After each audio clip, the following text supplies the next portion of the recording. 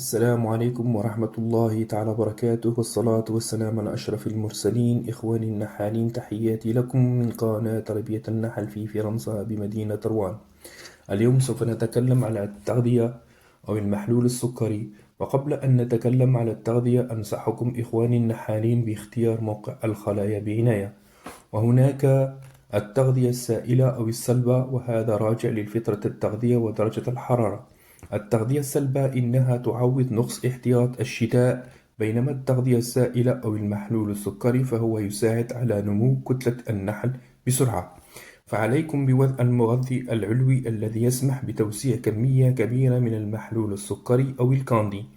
المحلول السكري عند وضعه على الإطارات سوف يتأقلم مع درجة حرارة كتلة النحل، أي إنه يقترب من درجة الخلية. وفي بعض الأحيان اللحم يستطيع استهلاك المحلول السكري في الليالي الباردة. حذاري، لا نغذي أبدا خلايا النحل التي تحتوي على العاسلات، فهذا غش. حذاري من غضب الرحمن، كما قال الرسول عليه الصلاة والسلام: فمن غشنا فليس منا.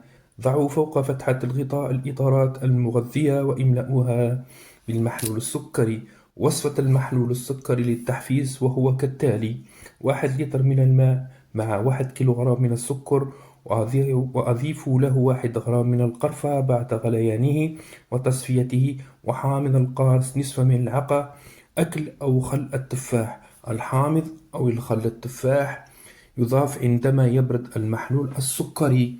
يكون هذا المحلول المحمض أكثر قابلية للهضم بالنسبة للنحل، وينقص محالات النوسيموز أو النوزيمة.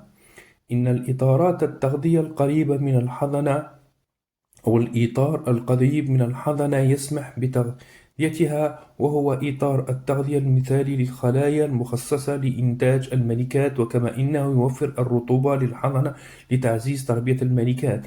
احتياطات: في حالة تربية النحل المستقرة فإن اختيار موقع مهم للغاية. النحل السارح الذي يأتي بالرحيق يذهب إلى مسافة 3 كيلومترات، أما النحل السارح المكلف بالحبوب اللقاح يذهب إلى مسافة 800 متر فقط من الخلية.